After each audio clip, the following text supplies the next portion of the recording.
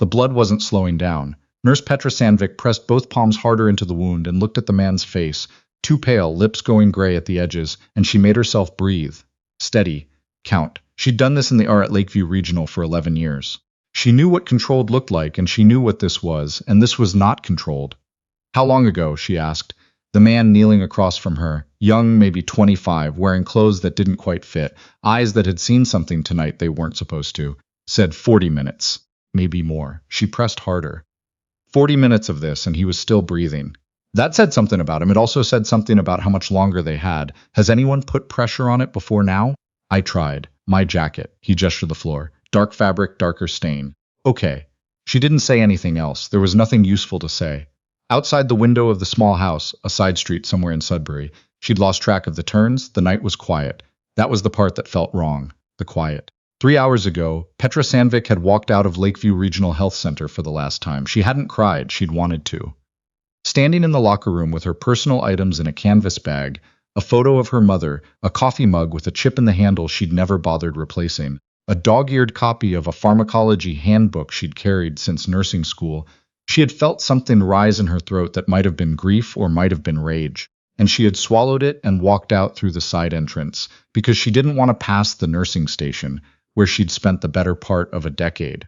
The termination letter had cited conduct inconsistent with institutional standards and failure to maintain appropriate professional boundaries with respect to administrative processes, which was a very clean way of saying she had reported something she wasn't supposed to report. It had started 8 months ago with a supply order that didn't make sense. Petra had been working the overnight shift when she noticed a discrepancy in the medication reconciliation records. Quantities that didn't match what had been administered. Numbers that had been corrected and corrected again in ways that looked, when you laid them side by side, like someone trying to erase a pattern. She'd flagged it to the charge nurse. The charge nurse had told her to let it go. She'd brought it to the pharmacy director, Dr. Anselm Bauer, who had looked at her for a long moment over his reading glasses and said the records would be reviewed internally. They were reviewed. Nothing was found. She was told politely to return to her duties. But Petra had spent 11 years learning to read what was happening in a room, in a body, in a chart, in the space between what people said and what they meant, and she knew the difference between a genuine review and a file being closed. She started keeping copies, not because she had a plan. She didn't have a plan. She had a feeling, the specific uncomfortable kind that lived in the chest and wouldn't be reasoned away, and she had learned over 11 years that feelings like that were usually attached to something real. By the time she brought the documentation to the Regional Health Authority Oversight Office, 3 months later, 200 pages printed and organized and carried in a binder she'd bought at a Staples on her lunch break. She had traced the discrepancy across 4 fiscal quarters, 6 departments, and what appeared to be a procurement arrangement that was consistently, quietly, extraordinarily profitable for someone who was not the hospital. The investigator she'd spoken to, a tired-looking woman named Ms. Okafor, had taken the binder and told Petra she would be in touch. She was not in touch. What followed instead was 6 months of being moved to less desirable shifts, denied a committee appointment she'd been nominated for, excluded from staff communications she'd previously received, and assigned a performance review that described her as resistant to collegial guidance and prone to raising concerns outside appropriate channels. The concerns, the review noted, had been thoroughly investigated and found to be without merit. And then, 3 weeks ago, a closed-door meeting with Dr. Bauer and the hospital's HR director, a man named Mr. Strang, whose handshake was always slightly too firm. A letter, a date. Today. She'd driven home from the hospital, sat in her car in the parking lot of her apartment building for 20 minutes without getting out, and then driven to the only place she knew would be open at 11 on a Tuesday night. A diner on Elm Street where the coffee was bad and the booths were wide and you could sit for as long as you needed to. She'd been sitting there for 40 minutes when a man had come in and spoken quietly to the server, who had pointed at Petra. The man had come to her booth and said, "Nurse Sandvik?" And she'd said yes, and he'd said he needed help and there wasn't time to explain. She should have said no. She knew that. Any reasonable person would have said no. But she was a nurse, and he had said help, and those two facts together had always outweighed everything else. The wound was a through and through to the left thigh, high enough to be serious. The femoral artery was intact. She checked twice, angling her phone's flashlight, but the bleeding was significant, and the man on the floor, whose name she hadn't been given, was going in and out in a way that meant she had maybe 15 minutes before the margin disappeared. "I need proper supplies," she said. "There's a kit." The young man, he'd told her his name was Hartman. Just Hartman pulled a hard case from behind the couch. Military-grade trauma kit. Better stocked than half the emergency cart she'd worked with at Lakeview. She didn't ask why it was there. She opened it and went to work. Her hands knew what to do even when her mind was still catching up to the situation. The quiet house, the man who had come to a diner to find her specifically, the way Hartman kept glancing at the window in a way that was not casual and was not nothing. "Who is he?" she asked, packing the wound. "He's important," Hartman said. "That's not a medical answer." "I know." A pause. "We were moving him from one location to another. There was a complication." "What kind of complication?" Hartman looked at the window again. "The kind that means we couldn't go to the hospital." She understood in a general way that some things were not hers to know. She'd worked that out early in her career, that there were layers to any situation, and her layer was the body in front of her and what the body needed. She'd always been good at staying in her lane, until she hadn't been. She worked without speaking for a while. The wound was responding. The man's color was coming back in small increments, the gray pulling away from his lips.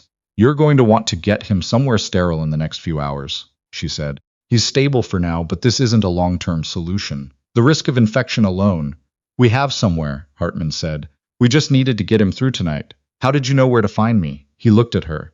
"We've known where you are for a while, Nurse Sandvik." She stopped, looked up at him. "That's a strange thing to say." "I know." He crouched down to her level, forearms on his knees, and she had the impression, not from anything she could specifically identify, but from something in his posture, the economy of his movements, the way he held stillness like a choice rather than a default, that he was someone who was very used to difficult situations and very rarely rattled by them. "We'll explain. When Sergeant Varga is stable, we'll explain everything." "Sergeant Varga," she said. So now she had a name for the man on the floor. "Yes." She looked at Sergeant Varga, mid-40s probably, with a face that had spent a lot of time outdoors and hands that showed the kind of wear that came from years of physical work, and she made a decision that she later thought was probably inevitable. She had already been in the room. She had already put her hands on the wound. The question of whether to help had been settled the moment she'd gotten in the car. "I'll need him to stay still for at least another hour," she said. "And I'll need clean water, more gauze, and whatever antibiotics you have in that kit." "Yes, ma'am," Hartman said. She hadn't expected that. She looked at him. He didn't look away, didn't qualify it, didn't seem to think it was unusual. He said it the way someone says something they mean. It was, she would think later, the first time in 8 months that anyone had looked at her and said something that felt entirely without agenda. Sergeant Varga woke up at 2 in the morning. He looked at the ceiling first, then at Petra, then around the room with the careful deliberateness of someone assessing a situation rather than simply observing it. "Nurse," he said. His voice was rough but even. "You lost a significant amount of blood," she told him. "You should be in a hospital, but I understand that's not possible right now. I've done what I can. You need to keep still, Hartman." "Here." Hartman appeared from the hallway. "Give her the folder." A pause. Hartman looked at Petra the way people look when they're deciding something, and then he went back to the hallway and returned with a manila envelope, thick, the kind that had been handled many times. He held it out to her. She didn't take it right away. "What is it?" "Evidence," Varga said. He closed his eyes for a moment, gathering himself, and then opened them again and looked at her directly. He had the kind of gaze that didn't waste itself. "We've been working on something for a long time. What happened tonight, the complication, was related to that. We were carrying materials from a storage location. Someone knew we were going to be there." "What kind of materials?" "Documentation," Hartman said. "Financial records, procurement contracts, internal communications." Something moved in Petra's chest. Very quietly, like a door opening in a house she'd thought was locked. "From where?" she said. Varga said Lakeview Regional Health Center, and 6 other facilities across northern Ontario. She sat with that for a moment, the folder in Hartman's hand, the weight of what he'd said. "This has been going on longer than 8 months, she said. "It wasn't a question." 7 years, Varga said. "Possibly longer. What you found, what you reported, it was the most recent layer. But you were looking at the surface of something that goes a long way down. And Ms. Okafor, the investigator who hadn't called her back, she reported to someone she shouldn't have. She didn't know. We've spoken to her since." A pause. "She's cooperating." Petra looked at the folder. She thought about the binder she'd carried to the oversight office. The Staples binder, the 200 pages, the 3 months of her life she'd spent building something careful and true, and then watching it get quietly buried. She took the envelope. Over the next 3 hours, Varga slept in intervals while Hartman sat at the kitchen table and walked Petra through what was in the folder. He didn't rush, he was thorough. He seemed to understand, without her saying so, that she needed to understand it properly, not just be told the conclusion, but to see the architecture of it, the way the pieces fit. The scheme was not complicated in its design, only in its execution over time. A network of procurement contracts routed through a shell company registered in Manitoba that had been consistently overbilling 7 regional health facilities for medical supplies. The difference between the invoiced amount and the actual market value was significant. Across 7 years and 7 facilities, it was enormous. The money moved through several hands, but the approvals, the signatures on the contracts, the authorizations on the amended orders, the sign-offs on the audits that found nothing, came again and again back to the same source. The name at the top of every chain of authorization was not Dr. Bauer, who Petra had assumed was at the center of it. It was Mr. Gerald Strang, HR director, the man with the firm handshake, the man who had handed her the termination letter. Strang had been in his position for 9 years. He had arrived at Lakeview from a previous role at a health authority in New Brunswick, where a procurement irregularity had been noted in an internal audit and then quietly resolved without referral to external authorities. He had references that described him as meticulous, professional, collaborative. He had a handshake that was always slightly too firm, as though he needed you to register that he was there. "Why nurses?" Petra asked at one point. It was 3:15 in the morning. She had a cold cup of tea she didn't remember making. Hartman looked at her. "The people who noticed," she said. "Both times, the one in New Brunswick, the audit note. Me. Why does it always end up being the nurses who see it first?" Hartman thought about that. "Because nurses are the ones who actually use the supplies," he said. "They know what's there and what isn't. They know what costs what. They're in the rooms." He paused. "And nobody thinks to make sure they're not paying attention." Petra looked at her cold tea. She thought about 11 years of paying attention, of learning, in rooms where things were happening, to read what was actually going on. Strang had Bauer file the false review, she said, and Bauer went along with it. Bauer was into him for a personal financial arrangement. Nothing related to the main scheme, a separate, smaller thing, but enough to ensure cooperation. So Bauer didn't know the scale of it. We don't believe so. He knew he was covering for something. He didn't know what. She thought about Dr. Bauer in his office, looking at her over his reading glasses, telling her the records would be reviewed internally. She had read him as complicit. He had been something more complicated than that. A man who had made one compromised choice and then been obligated to make 1,000 more to keep the first one from surfacing. She didn't feel sorry for him, exactly, but she understood it in a way she wished she didn't. "What happens now?" she asked. Varga, who had woken again without her noticing, said, "There are people who have been working toward that question for 2 years. What you documented, what you brought to the oversight office, it's the most recent and most clearly attributable piece of what we have. With your testimony and the materials in that folder, there is enough to proceed formally." "What does formally mean?" "It means the RCMP," Hartman said. "Federal oversight. This crosses jurisdictional lines in a way that takes it outside the health authority's ability to manage internally." "And Strang, yes," Varga said. "And Strang." She sat with that. Outside, the dark was the particular quality of very early morning, not quite night, but not yet day. She was sitting in a stranger's kitchen in Sudbury with a military sergeant recovering from a gunshot wound on the living room floor, and a folder of evidence she'd spent 8 months being told didn't exist. And she felt, against all reasonable interpretation of the situation, something she hadn't felt in a long time. She felt like herself. The RCMP officer who came at 7 in the morning was a woman named Inspector Delacroix, precise and unhurried, and said she'd been waiting for this call longer than she'd like to admit. She had a team with her. She went through the folder with care. She asked Petra to go through her own documentation, the original binder, which Petra still had a copy of on her laptop encrypted, because she had known even then that originals disappear. It took most of the day. By late afternoon, Petra was sitting outside on the steps of a building she'd been moved to, a government office, nondescript, on a street she didn't know, with a coffee that was actually warm, watching a late September sky do its pale gold thing over the rooftops. Hartman came and sat beside her. "Strang?" she asked. "This morning," he said. "Bauer's been notified he's under secondary review. There'll be more." She nodded. "There's something else," he said. "Inspector Delacroix asked me to tell you that the oversight investigator, Ms. Okafor, she did try to follow up on your file. She was told by her supervisor that it had been referred upward and was no longer in her jurisdiction. She didn't know that referral was fabricated." Petra thought about that, about Ms. Okafor, tired-looking, taking a binder she'd believed in. "That matters," she said. Not to Hartman exactly, just out loud. "It does." A car went past on the street. Somewhere nearby, something smelled like pine and cold air, the specific Canadian autumn smell she'd grown up with and never quite gotten used to being attached to.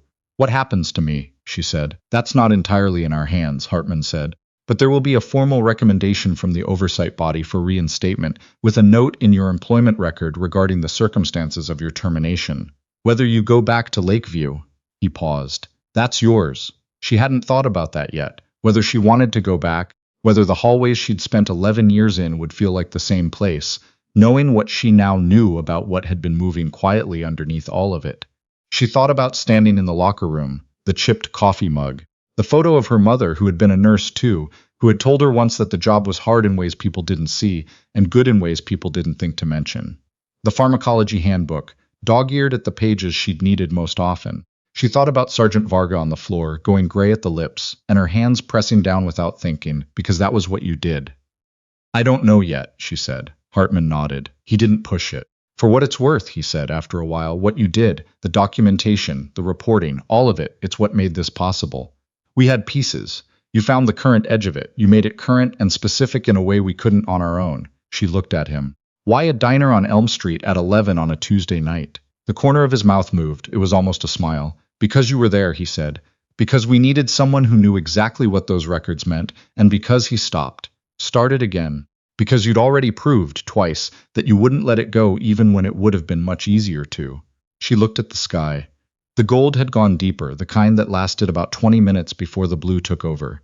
There's a review board meeting next week, he said. Inspector Delacroix has asked if you'd be willing to give a formal statement, walk them through how you identified the discrepancy and what you did with it. Yes, she said. She didn't need to think about it. He nodded. She finished her coffee, thought about calling her mother, thought about the drive home, thought about the fact that she was 33 years old and had just lost and recovered herself within the same 24 hours, which seemed like the kind of thing that took people much longer. Down the street, someone was raking leaves, the sound carrying clean and unhurried in the still air. An ordinary sound on an ordinary Tuesday afternoon, the city going about its business unaware. She stood up, picked up her bag. The folder was inside it, a copy of the copy, because she had learned that you kept copies. She was still a nurse. That hadn't changed. That was not the kind of thing that got taken away with a letter and a closed-door meeting. She understood now. It was something you carried, like a handbook worn soft at the corners, and it went with you wherever the work was. She started toward the parking lot, and the leaves kept falling, and the sky went on doing what skies do.